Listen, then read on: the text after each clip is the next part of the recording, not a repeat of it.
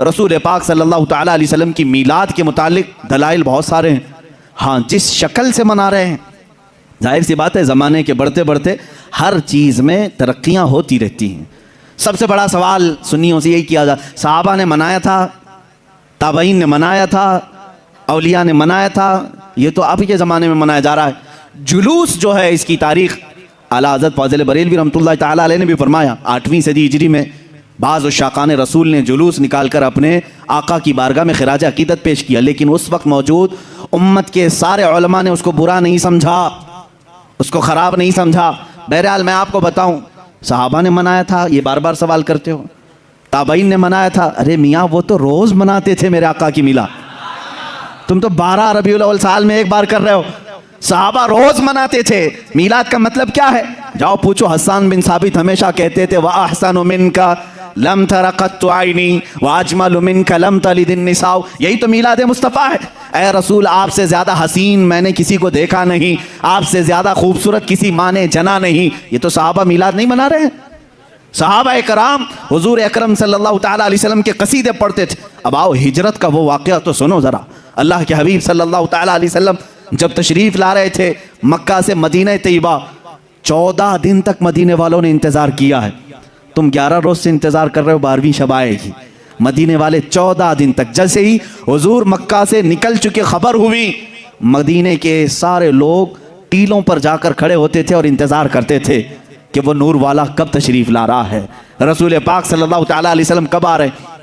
मदीने वालों ने, बहुत सारे लोगों ने देखा नहीं था, देखने की तड़प थी। मुझे बताओ, आज आप मीलाद की घड़ी के इंतज़ार में बैठे होते हैं अदब से, ये इंतज़ार है? ये मदीने वालों की सुन्नत ही तो है। वो 14 दिन तक इंतज़ार की आमद मुस्तफ़ा का। और जिस वक्त रसूल पाक की आमद हुई, अब हदीसों में है, बुखारी शरीफ भी पढ़ो आप, मुस्लिम शरीफ भी पढ़ो, हदीसों में मौजूद है, फरमाया रसूल करीम सल्लल्लाहु ताला अलैहि वसल्लम जैसे ही क़ुबा की चोटियों से नज़र आने लगे, जितने मदीने में हबशी थे वो अपने नेज़े निकाले, ढाल निकाले और अपना मखसूस जो उनका रक्स होता था उससे वो रक्स करने लगे।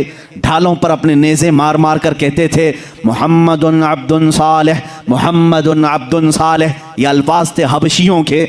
और उसके बाद बनु नज्जार एक ख़ानदान था, उस ख़ानदान की सारी बच्चियाँ अपने हाथों में दफ लेकर के आईं, यूँ कहती थी, तलअल बद्रु अलैना मिन सनियातिल वदाई वजब शुक्र अलैना मा दआ लिल्लाहि दाई। ये आगे पूरा मौजूद है कसीदा, जिसमें वो कहती हैं, अंत शर्रफ्तल मदीना मरहबन या खैर दाई। ये गुनगुनाते हुए वो यूँ कह रही थी, हम पर 14वीं का चांद तुलू हो गया है। कहाँ से? सनियतुल वदा की घाटियों से। उसके आने पर हम पर शुक्र वाजिब हो गया है। मुझे बताओ, ये मीलाद नहीं है तो और क्या है? हुजूर पाक की मीलाद का मतलब है हुजूर की सीरत बयान करना, हुजूर पाक की तारीफ बयान करना, यही तो मीलाद है। हम मजलिस मीलाद का मतलब क्या है?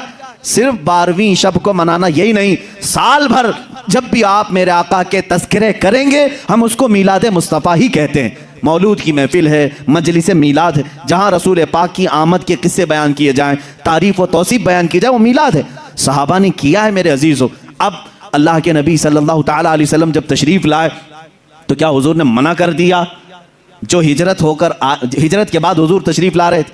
अच्छा, इसमें ये भी देखें, जब रसूल पाक सल्लल्लाहु ताला अलैहि वसल्लम तशरीफ़ लाएँ तो उस वक्त का एहतराम और ताज़ीम करना ये सिद्दीक़ अकबर ने भी सिखाया है। उसकी एक खुसूसियत होनी चाहिए।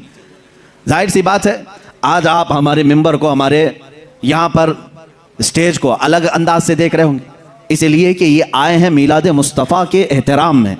मस्जिद आज अलग रौनक ली हुई है, यहाँ अलग एक रोशनी है, क्योंकि उस साअत और उस घड़ी के एहतराम में, जिस सुहानी घड़ी चमका तैबा का चांद, उस दिल अफरोज साअत पे लाखों सलाम। हम उस घड़ी पर भी सलाम भेजते हैं। सिद्दीक़ अकबर रज़ियल्लाहु ताला अन्हु ने क्या किया था जानते हैं आप? मदीने वाले जब देख रहे थे, गर्दनें फलान फलान कर देखते थे, उछल उछल कर देख रहे थे, दूर से वो नजर आ रहे थे। आने वालों में 2 लोग थे, हुजूर पाक सल्लल्लाहु ताला अलैहि वसल्लम और हज़रत अबू बकर सिद्दीक। सैयदना अबू बकर सिद्दीक रज़ियल्लाहु ताला अन्हु का इश्क और उनका अदब भी तो देखें। जब मदीने वाले दफ बजाने लगे और उछल उछल कर देखने लगे, हज़रत अबू बकर सिद्दीक रज़ियल्लाहु ताला अन्हु ने अपना जुब्बा उतार दिया। जुब्बा उतार दिया, तहबंद है, और जुब्बा उतार कर एक लकड़ी में लगाया और हुजूर सल्लल्लाहु ताला अलैहि वसल्लम के ऊपर झंडे की तरह हिलाने लगे। हुजूर पाक सल्लल्लाहु ताला अलैहि वसल्लम के चेहरे पाक के ऊपर हिलाने लगे। क्यों किया ऐसा उन्होंने, क्यों किया? यही तो हम भी कहते हैं, जब वो आमद मुस्तफ़ा हो तो हम लहराते हैं, लोगों को बताते हैं कि ये घड़ी आम घड़ी नहीं है। हज़रत अबू बकर सिद्दीक ने यूँ किया। हुजूर पाक सल्लल्लाहु ताला अलैहि वसल्लम ने उनसे पूछा भी, अबू बकर इतने दिन से मक्का से चले यहाँ तक पहुँचे, वो आपने जुब्बा उतारा नहीं, लहराया नहीं, मदीना करीब आया और तुम ये अपना जुब्बा उतार करके लहरा रहे हो। सिद्दीक अकबर के इश्क को लाखों सलाम, अदब व एहतराम को लाखों सलाम। अर्ज़ करते हैं, आका बहुत सारे मदीने वालों ने आपको अब तक देखा नहीं, मैं ये सोचता हूँ कहीं वो गलती से मुझे रसूल ना समझ लें। मैंने अपना जुब्बा उतार दिया है ताकि मदीने वालों को पता चले आका और है, गुलाम और है। झंडे लहराते हैं तो पता चलता है आका तशरीफ ला रहे हैं। ये सिद्दीक अकबर ने करके बताया है, जब रसूल तशरीफ ला रहे हो तो झंडे लहराए जाते हैं, इसलिए कि उस घड़ी का अदब हो, उसका एहतराम हो।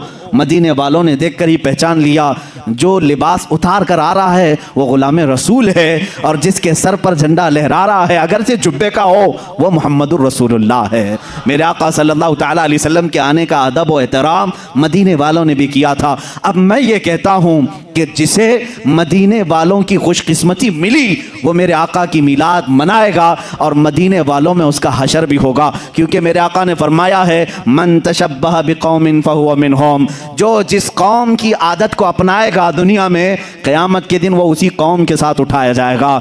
ऐ वहाबियों, तुम मक्का के इब्लीस के साथ गम मनाओ और तुम्हारा क़यामत के दिन हशर उन्हीं की जमात के साथ होगा।